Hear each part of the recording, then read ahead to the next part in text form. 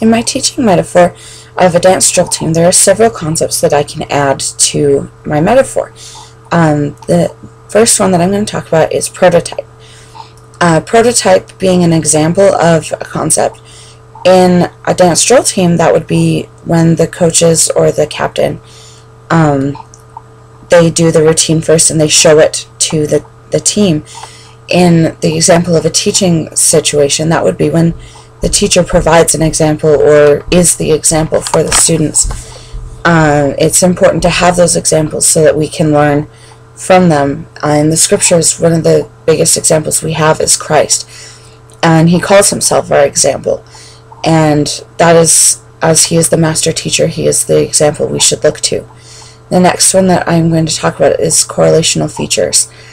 When you're learning a new routine in a drill team, you have to learn different moves and different things, and there are lots of different things that are the same in different routines, and there are lots of things that are very different. And so when we're learning a routine, we're going to learn very specifically the things that are different, which would be defining features, and the things that are the same, which are correlational features. And in teaching anything, we learn what things are the same, what things are different, what things make each thing unique. And it's important to learn those things so that we can distinguish between different concepts in our lives. The next one I'm going to talk about is facilitating and debilitating anxiety.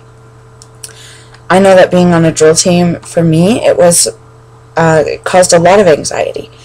I would sometimes have debilitating anxiety where I'd forget the routine completely, and other times it was facilitating anxiety where I would do my very best. I once won 3rd place in an individual competition because of facilitating anxiety, and other times I couldn't remember the routine to save my life, and that would be debilitating anxiety. In teaching, it's the same. You need to make sure that there's enough anxiety that the student can do well, and not so much anxiety that they forget what they're supposed to be doing and forget what they're learning. The next one I'm going to talk about is scaffolding.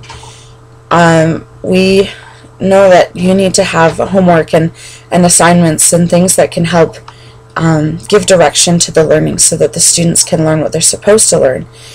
But it doesn't need to be so much that we are controlling and that they can't actually learn for themselves how to do it. It's the same in the drill team. We had our coaches and our captains would teach us a routine, and they would show us different tricks and techniques to help us remember the routine. But in the end, we had to learn how to do it on our own without their help and without their tricks and techniques. Discovery learning. I found that when I was learning a routine, the best way for me to learn it was for me to figure out how to do it on my own, figure out without anybody else there, figure out what I was doing, and that made it stick better when I was trying to remember the routine. It's the same with school or teaching or learning anything in general. When we have to learn and discover for ourselves, that is when we learn the most. The next concept I want to add to my metaphor is reinforcement, both intermittent reinforcement and just regular reinforcement as well. Reinforcement in the drill team is helping to motivate you to learn the routine well. In the drill team, you have regular reinforcement, which is going to be every time you have a competition, there is an outcome of you get a prize. You get a medal, 1st place, 2nd place, 3rd place, whatever. And that's the goal, is to be able to do really well so that you get this prize, this reinforcement for your behavior. And then there's also intermittent reinforcement of having randomly throughout your practicing, you get reinforcement from the coaches or the captains saying that you were learning the routine and you're learning it well and properly. I think that with teaching, it's also important just because having regular reinforcement is important to have a goal that they know if they've reached this goal, it can help, that they're going to get this reinforcement, it can help them to want to achieve it. And then intermittent reinforcement is also going to be helpful, because what it does is it tells them that they weren't expecting a reward, but they are still doing a good job, and so they should get one. And I think that that's helpful, because that's kind of how the Lord works. We don't always get the blessings when we ask for them, or when we have done something very explicitly said, but we always get them randomly, and it's always at the proper timing to help us learn that what we were doing is good. The next one I want to talk about is stimulus.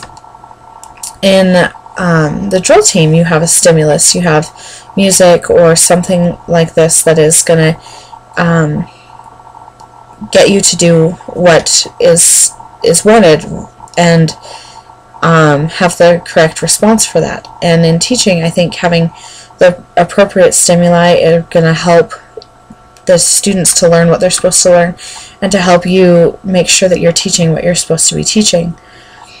I think that accommodation and assimilation are the next two, and they both fit into my metaphor of the drill team, in that you either are learning a new skill, which is assimilation, or you are improving on an old skill, which is accommodation.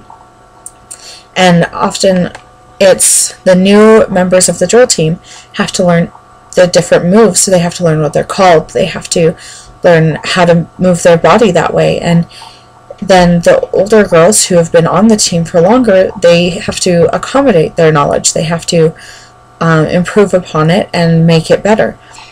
And I think that this is the same as with any teaching. There's always people who are going to already know the information, or at least some background of it, and they can accommodate and improve upon that knowledge that they had before. Or they have students who are learning brand new things, and that's again with the gospel. It's line upon line, precept upon precept, and you're learning and building upon. The next concept I want to add to my metaphor is disequilibrium.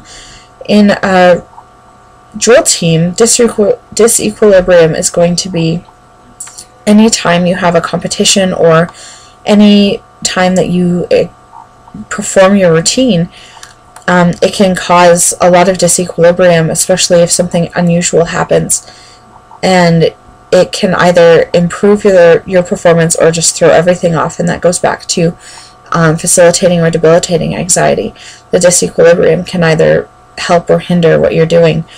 And I think it's important to have just enough disequilibrium to help improve the performance of the students instead of hindering it.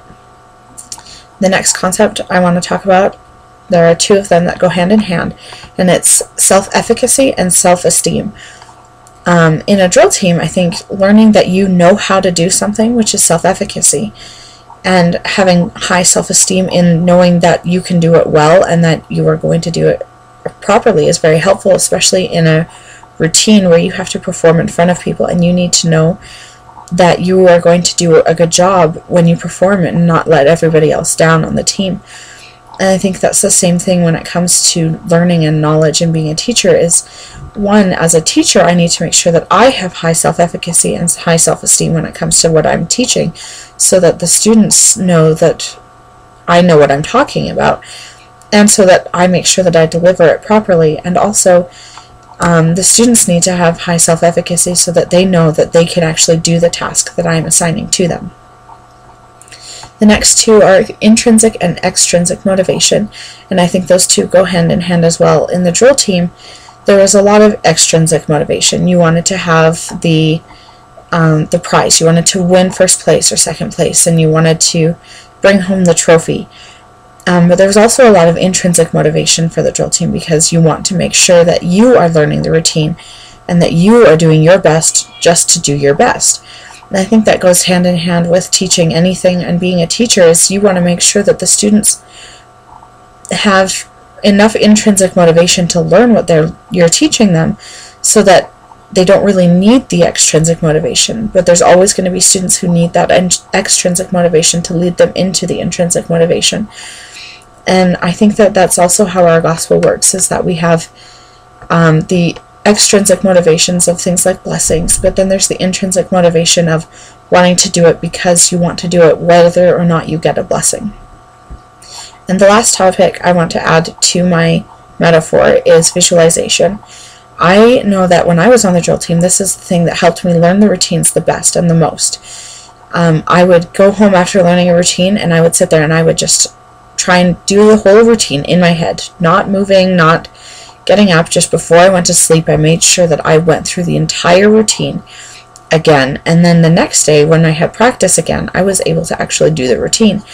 And I think this applies to pretty much anything we're learning or teaching, is that this, as soon as you need to learn or do something, the best way to do it and make sure that you get the most out of it is to also do it in your head many, many times, so that by the time you have to actually go forward and do it, you've already done it enough times that you know what you're doing and you are confident in it.